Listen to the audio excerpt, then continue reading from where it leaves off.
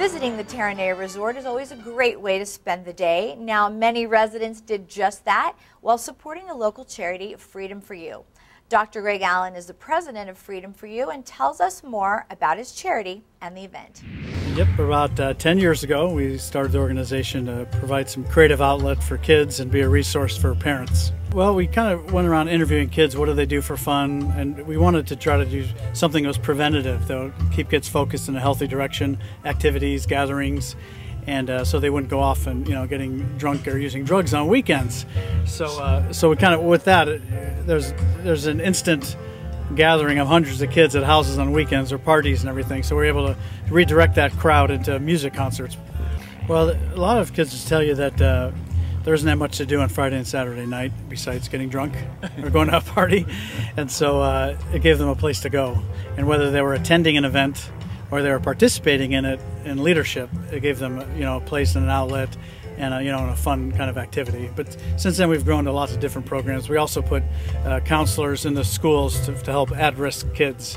And so the funds from today will help pay for counselors to be in the public schools and help kids that are struggling.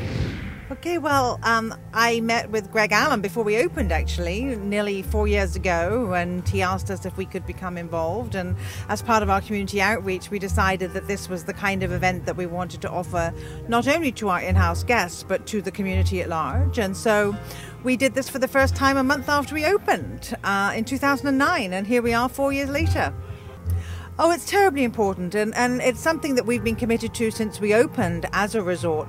We want people in the community to very much feel like this is their backyard. That's the expression we use. Please treat us as your backyard. And so by doing events like this, and we do Shakespeare by the Sea, and we do community outreach at Christmas with the tree lighting ceremony and things, it's a way for us to say to everybody, come enjoy what we have to offer, and it opens the doors and creates an informal environment where everybody can come and enjoy. Doesn't get much better than this, does it? I am into jazz, very much so. I studied jazz at USC in the studio jazz guitar department there, getting my master's from there now. I was in my undergrad, now my master's, getting my master's there. I'm a TA. I am a guitar major, but I play a lot of the stringed instruments. I grew up playing music with my 4 siblings. The 5 of us were in a rock band together. From ages 7 to about, I'd say 13, 14, I played with all my siblings, and then it was always like, for me, not the coolest thing. It was like fine, but then once I started listening to Jimi Hendrix, I realized the guitar is cool. And from there, once my older siblings went to college, I kind of found my own musical voice and started playing with friends and creating my own music world. I'm Alex, and this is my grandfather Paul. Okay, and an excellent drummer along with it, and a good percussionist. It's a blessing just to have him as a grandfather, and he's a great man. He's an incredible musician, but a great man, and he's taught me a lot about the business and the work ethic it takes to be a musician. Well, I spent 11 years of my life with Ella Fitzgerald at different times. 6 months here, 1 month there, and then couple of years, and I spent 4 years with Sammy Davis Jr. on the road. Yeah, website would be best, probably freedomcommunity.com. And they get to see what's going on there. A lot of the things we do are for kids to go to, and programs for kids. But some of the things like today and our fundraiser for adults to kind of jump on board and help out. As well, there's a lot of parent education we do too.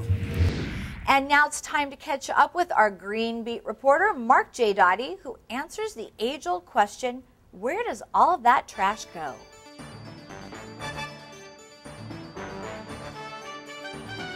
Hi, I'm Mark J. Dottie, and today we're going to find out where all of your trash goes.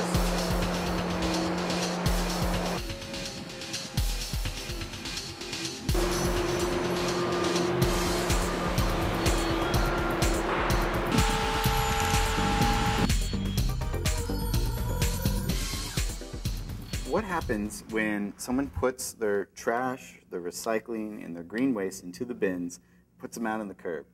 What's next? 3 different trucks come in and collect each of the streams. Okay. 1 truck for the regular trash, another truck for the recyclables, that is the blue can, and a separate truck for the yard waste, which is green is yard waste, blue is recycling, and Gray is trash. General trash. Which goes into landfill. That is correct. Okay. So what happens with green waste? Green waste is currently delivered to our new facility in the city of Signal Hill, where it is dedicatedly delivered to a facility where it is turned into compost in beneficial land use. So compost is something I'd use to help my garden or something like that, right? That is correct. Okay, and then recycling. One of the things that I was always told is to rinse out my bottles, my cans that I'm throwing into the recycling bin. Should I still do that? It's not always necessary. It's always recommended that there is no food residue on any of those materials. Otherwise, there's no need anymore to rinse your bottles or cans. Okay, so it's okay if I take the spaghetti sauce and I put my finger through and eat that last little bit, right? That's clean it. It's a good thing. That's a good thing, okay. And then one of the other things that we have to find out today is what do I do with those old used batteries? At our new facility in Signal Hill, we are accepting batteries and electronics as well. Okay, so anybody, anytime between the hours of? We are open for the facility Tuesday through Saturday, 8 in the morning to 4 o'clock in the afternoon. So between those hours, we can take electronic waste, we can take batteries. And in addition, at the same facility, we have a buyback center, which it means is that people might be wanting to bring their electronics and batteries and redeem their California redemption value material like aluminum and plastics.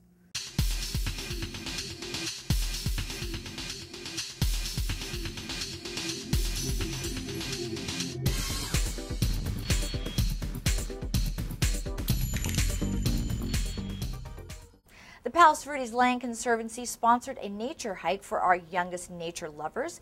It was called Summer Impressions, hosted by the Terranea Resort. Now we caught up with Luis Alfarnes, who talks more about the program. We're here at an event partnered by the Terranea Resort and the Palos Verdes Peninsula Land Conservancy and Art to Grow On. The three of us work together to have a quarterly event that's a family nature walk and art workshop for kids. And it starts out at Pelican Cove, up next to Terranea. It abuts a nature preserve that is managed by the Palos Verdes Peninsula Land Conservancy. Okay. And we have our education director and our naturalists come out and design activities for kids ages 3 and up.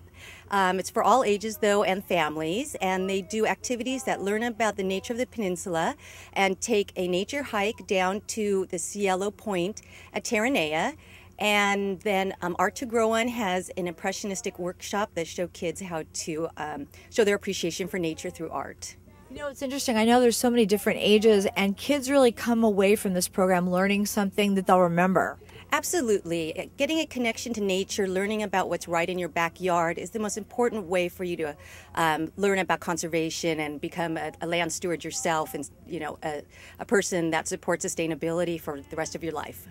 We're going to be doing a scavenger hunt, and basically we're going to like draw and describe what we're going to see, and since every single one of us is since we're all a team, we're all going to try and help look for different things. And if you thought that looked like fun, then sign up for the Autumn Impressions. That will take place on October 20th at 10 a.m. For more information, you can go to their website at pvplc.org.